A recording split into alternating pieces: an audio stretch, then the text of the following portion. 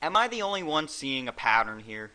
I mean, the contest is called Shitty Ass Game of the Year, not Shitty Ass Disappointment or Shitty Ass Legacy of the Year. Now here's the nominations for 2009's Worst Xbox 360 Game.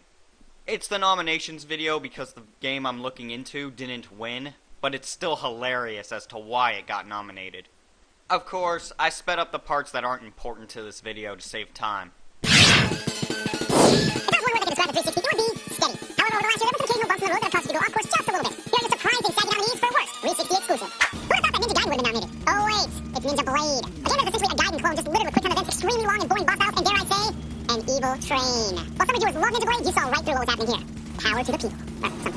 Well, in all honesty, other than having a sword, Oni Chambra is pretty much nothing like Ninja Gaiden. With ridiculously dumb AI and some of the worst help screens in video game history. No, gee, thanks for all the help. Other than wiping your bloody blade off, the only redeeming quality about this game is that the chicks are pretty much mixed up booties and naked and stuff. Ah, nudity. It works in so many ways. After finishing the fight for the last time, it's now time to start the fight with Halo 3 ODST. While the new game mode was fun, most of you appear to be jaded by having to pay full price for a game where it seemed like half of it was spent running from location to location. Apparently, playing as regular Joes isn't quite as exciting as Bungie thought it would be. There you go, the surprising finalist for Worst 360 Exclusive of 2009 is nominated by you. Make sure to head to the forums right now and vote for this and the rest of the SAG categories between now and Wednesday, December 16th. So, because you played as an average Joe, the game was bad. I'm going to be blunt. That was the dumbest argument yet. And then there's hating the game because you have to pay full price for it. Price, of course, should only dictate whether or not you buy the game or rent it or wait until it goes down, not whether or not it's a good game or not. I created a new Screwattack account called GoWeegeeGo and went undercover to look at the saggies. The 2010 saggies, that is. And I noticed something very interesting. All of the people that nominated Sonic Freeriders for the worst 360 game of 2010 had recent join dates and low post counts. This means people joined just to vote against Sonic. Was I gonna sit there and do nothing? No! So here goes nothing. Whoa. I noticed most of the people who vote for Sonic Freeriders for the Xbox saggy are all people with about 4 posts who don't even say why they hate it or give a stupid reason. Sonic on a board must suck. Bad concept does not equal bad game. Case in point, Metroid Prime. I know I have a few posts, but I'm just thinking aloud here as to why Sonic doesn't deserve a fair shake. No problems here. I said exactly what I meant to say. My first response was from a user named Becoming Part 2, and he said, If people vote for it as the worst game, they don't have to explain themselves. They're just giving an opinion, dude. I call this the First Amendment argument. It's my opinion. I can say whatever I want. And I replied with, an opinion means nothing if you can't argue it. This is why a nomination should only count if you give a good reason. I know mine didn't count when I said Halo Reach because it won't get it, but might have if I just said Halo Reach. It's dumb and smart at the same time. Smart because it protects from stupid reasons, and dumb because it doesn't protect from no reason at all. I actually nominated Super Mario Galaxy 2 as the worst Wii game of the year, saying that it was too easy and throwing in a bit of legacy, and then someone called me a troll. So easy and legacy doesn't work, but legacy and bored does. Makes sense to me. Next came Stickman, who said, No. Just no. What do you have against the blue blur, Stickman? I can see you have quite a few amount of posts. It's not the fact it's Sonic. It's the fact the game's shit. Oh yeah, because that's totally why you nominated Sonic the other 2 times. And it's Stickman, not Sixthman. Stickman is right. Spelling is very important. Because of this, I told all my voice actors to read the text exactly as it's written. Moving on.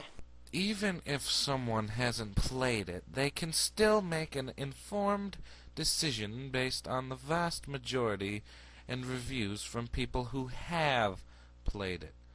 Word of mouth is a valuable and legitimate source of information. Yeah, it's usually best to try something for yourself, but if 99.9% of everyone you know is saying it's bad, then there's a really good chance that it's bad. So it appears I'm against the former version of myself. If you still think that I think that everything I said in my third degree commentary about not playing the game is true, you're beyond my help. Now I say that you should just give the person that didn't play the game some credit because he did research. However, if you're going to go as far as to say that a video game is the worst of anything, you better play it.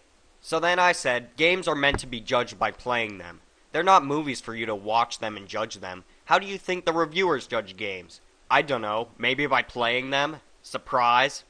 Right now I'd like to thank Last Rambo 341 for writing most of that.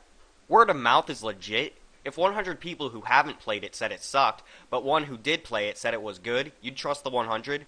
I never played Sonic Freeriders, but I'm pretty sure the 100 or so people with 3 posts on this forum didn't play it either, since Connect isn't cheap.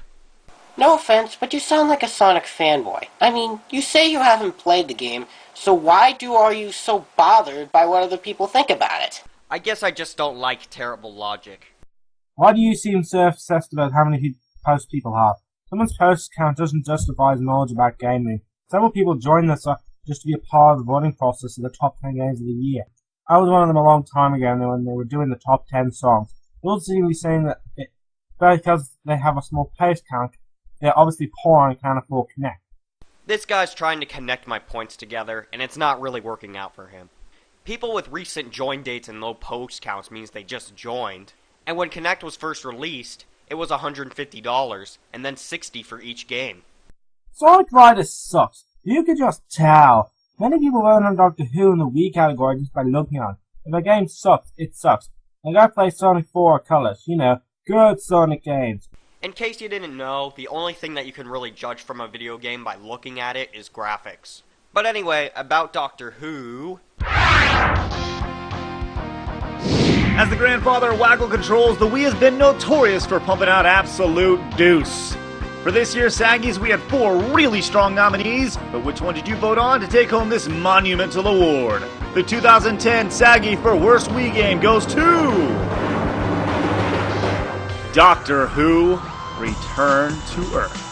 Thank the good man above, Doctor Who was a fairly regional thing, as if he was more prominent in the States, we would have been subjected to this poop too. Lucky for us, only Europe got stuck with it. Truly deserving of this saggy, Return to Earth feels like a game that was developed a decade ago and is about as clear of an attempt as a cash-in as you're gonna see. Oh, it cashed in alright. Right into a saggy award. Not even the boys from Safety First can keep everyone safe from this one. Now, I'm not a Doctor Who fan, but I am a thinker. Let's figure this out. First point, Doctor Who was never released outside of Europe. Second, most members of Screwattack live in the United States. Only in Europe, voters in states. Only in Europe, voters in states. Now, what could that mean? Also, right now might be a good time to tell you that people's avatars and signatures are going to change. This is simply because I didn't take all the pictures at one time. The trick is to memorize people by their names or by their voices.